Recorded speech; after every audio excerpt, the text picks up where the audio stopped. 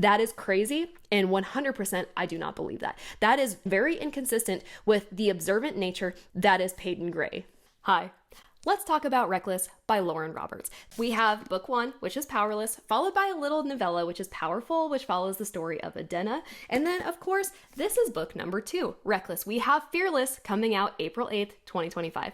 I'm super excited. If you are ready to dive into Fearless, but you want a refresher on everything that happened in Reckless, I do have a summary video about this book. I'll drop the link in the description box below. Go check it out. And also, if you would like to read this book, I'm also going to include the link to Amazon to where you can purchase yourself this book, as well as the Powerless and Powerful novella.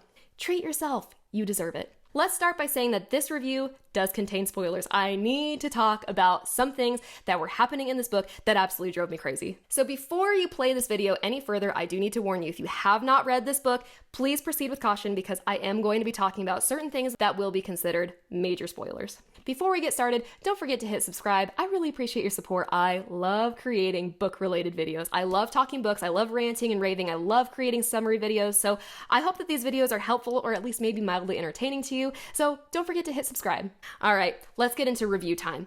This is such a weird review for me because I like this book a lot, but I have a lot of complaints. I have a lot of notes.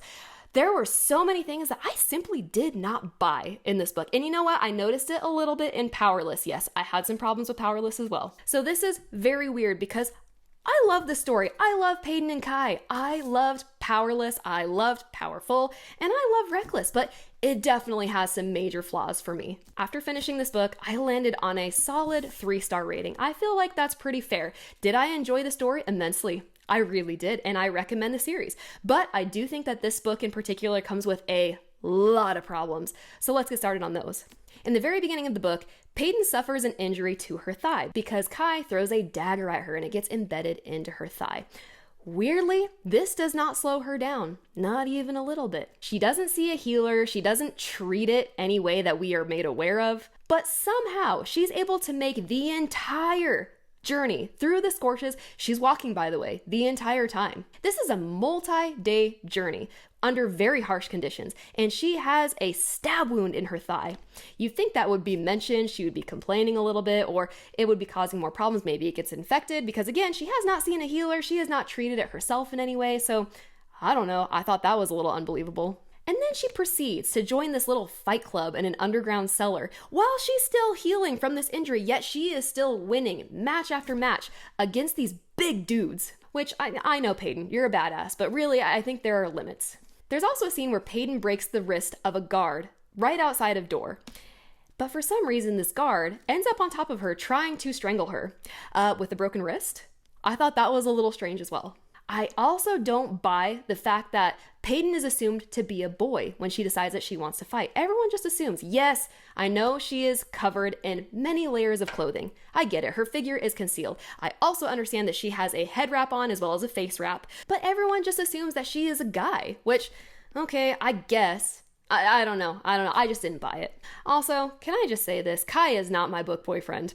He actually inflicts quite a bit of harm to Peyton. I mean, this dude has punched her in the face. He has embedded his dagger into her thigh twice, mind you, just in this story alone. That's not the kind of book boyfriend I want to be involved with. Also, when we're talking about this whole fight club in the underground cellar, Peyton ends up holding a dagger of sorts to Kai's throat, but yet nobody sees. She's able to conceal it in such a way, which, okay, I don't know. Again, I didn't really buy it. Could it happen? I guess, but they are surrounded by spectators in the ring, so I don't know about that. One of my biggest pet peeves about this book is the fact that Peyton, a woman who cannot swim, by the way, just saved Kai from the sewer. So the sewer that they're trying to escape, it eventually fills with water. And it might not be very deep, but it's not shallow enough for her to stand in. It's definitely deep enough for her to drown easily. And yet she dives in to save Kai. I understand that you can pull people through the water with little to no resistance. That's easy, but for someone who can't swim, I think that's stretching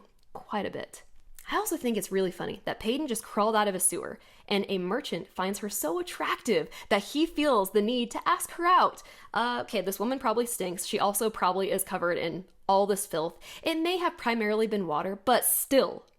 I mean, she's just gotta be one really beautiful ass woman then, I guess.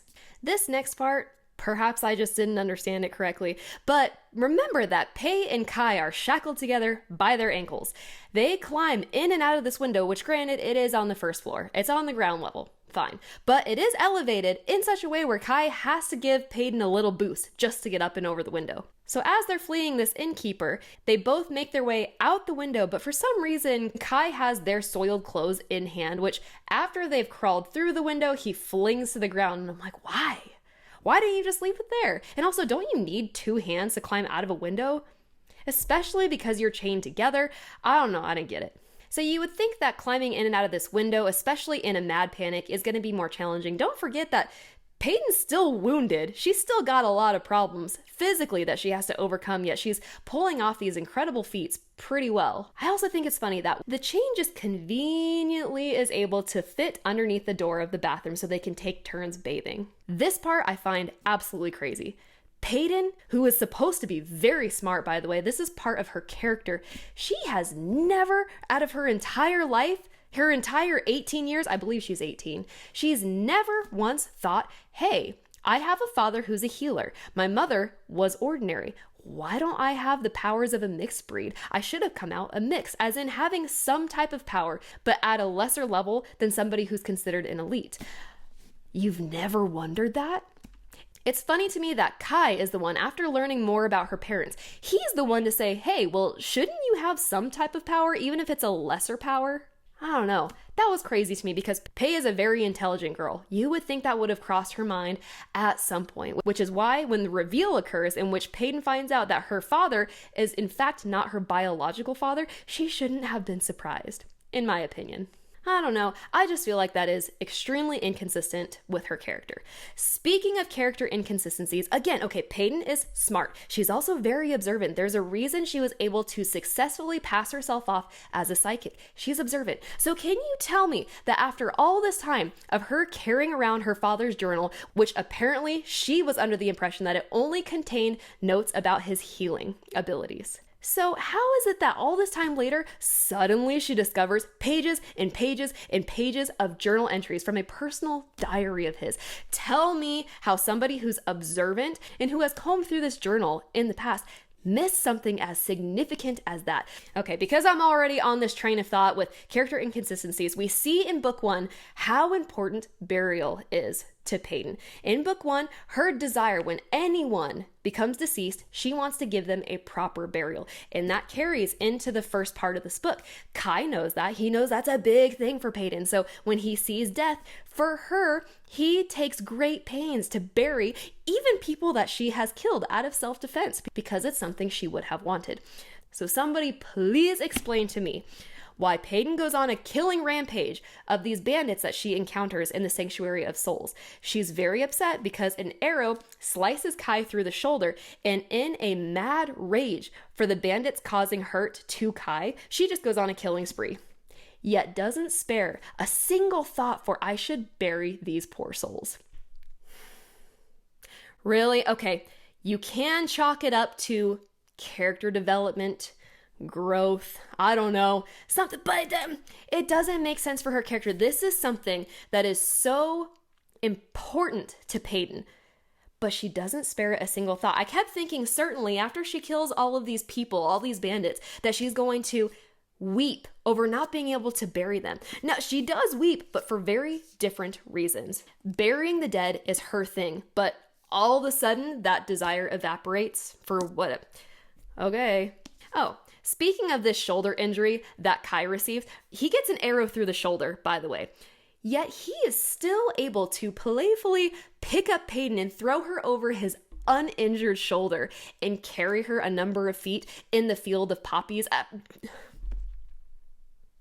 Really? Also, after this whole ordeal where Peyton kills a bunch of bandits, don't forget she has a wound in her thigh because Kai threw a dagger at her thigh in the same exact spot, so she's still healing from that.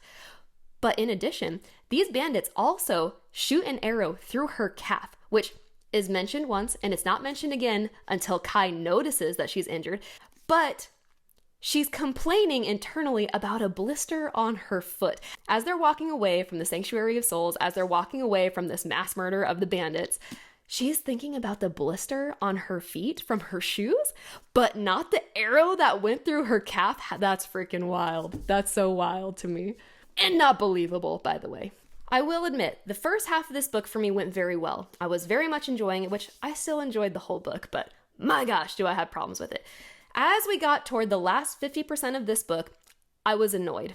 I felt like we were having the same conversation over and over again in different locations. We have the same conversations between Pei and Kai, but maybe they're in Ilya. Maybe they're in the Sanctuary of Souls. Maybe they're in Dor somewhere. Maybe they're in the Field of Poppies. It's the same thing over and over and over again. And also, I feel like the whole ruse that they use twice to blend in, to evade and escape their captors.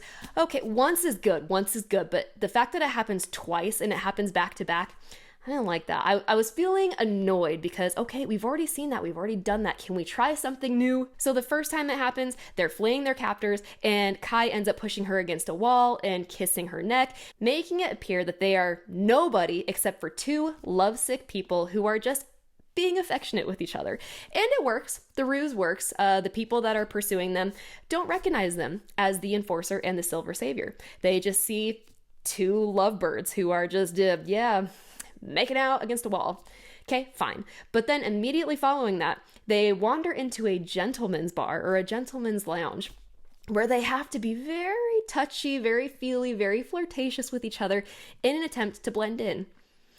Yeah, I was getting sick of the whole, let's pretend to be intimate and let's pretend to be lovers to avoid capture. Yeah, I'm over it, okay. Thank you. I also think that this whole thing that they do with the whole pretend. Okay, they're pretending that they are nobodies. They are pretending that their love is not forbidden. They are pretending that they have different circumstances, that they are different people, that they are people who could be together and love each other without consequence. And it's constantly that pretend. I want to know how many times that word was used in this book. I didn't count, but I'd be very curious to know. I just felt like I was beat over the head with certain scenes, beat over the head with the same banter, the same words, this whole pretend thing. And also, where are the other characters? This book is 99% Pei and Kai. That's it. There's a little bit of Kit in here. The folks from the Resistance come back for like 4 or 5 pages, and then they're just gone. They're absent. Like, where are the other people? It's crazy to me that this book is pretty much just about 2 people, and that's it.